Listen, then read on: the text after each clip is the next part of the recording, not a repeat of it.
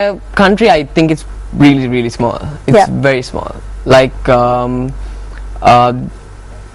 if we run a show for a while, like it's the number of people who would come to see the show would be so little that we'd like it's really hard to usually like cover like a profit margin or something, which I'm completely not interested about. But like it's like in comparison. There's a producer listening to us pulling his hair out. He's like, what's he talking about?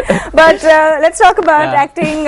Wildings Within, which is a film that you were in amongst a few of the others. But why was that project exciting for you?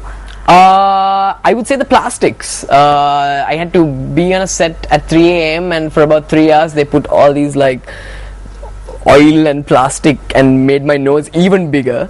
And I became you were a goblin? I was a goblin. We have to explain why you had so much prosthetic on. I had 3 horns and I was completely green, but I still had skinny arms and stuff. I wore this armor and things like that, but I was a child. I was a boy goblin. That's what my role was. Boy goblin. Boy goblin. Were there girl goblins? No, unfortunately no.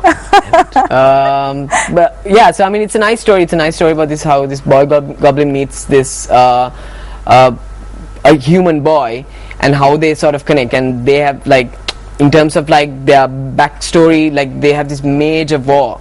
Like the goblins are fighting the humans. That's the story. So how these two meet and they kind of become friends, and one of us dies. Just watch it and like you'll figure it out. Well, that's a spoiler alert for you. One of them dies. Well, it's only 10 minutes long. So you know. Short films also is obviously this is a short film. But what are the other short film projects that you worked on that you found personally that were very exciting to work on? The very first one was this thing called Nangi by Luke Spinatitball.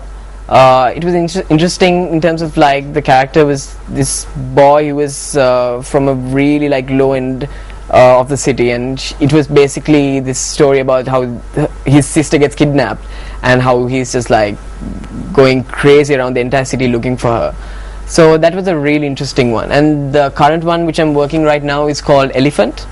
It's being shot right now. I mean, like we're shooting these days, so I'm not gonna say much about it, but like it's actually about the Colombo elite. No more spoiler alerts. We're gonna get in trouble otherwise. We're gonna have some director producer coming here putting his hair out. But you've also been a part of some really big films, so we don't have a lot of time to talk about this, but you've been a part of big casts, and we've had to, as you said before the show, he said we'd have to pause to find him in it, but it's obviously a great experience to work on those kinds of films, right? Yeah. Deepa Mehta's Midnight Children. Midnight Children was insane. The experience was insane, but if you want to find me in the movie, you might have to pause the frame. That's how bad it is. But like the experience was just great. And the next one should be released end of this year, hopefully. It's already released, doing some festival runs right now. That's called Vara, A Blessing. You don't need to pause the frame for that. I should be there for a little bit longer. Yeah. All right, well, we hope to see that. We hope to see more films, more photographs, and more theatre. Thank you very much for being on our show, Ravin. Thank you very much. And with that, we need to say bye to everyone watching our show. We'll see you again tomorrow at the same time. We hope you have a great day. Bye-bye.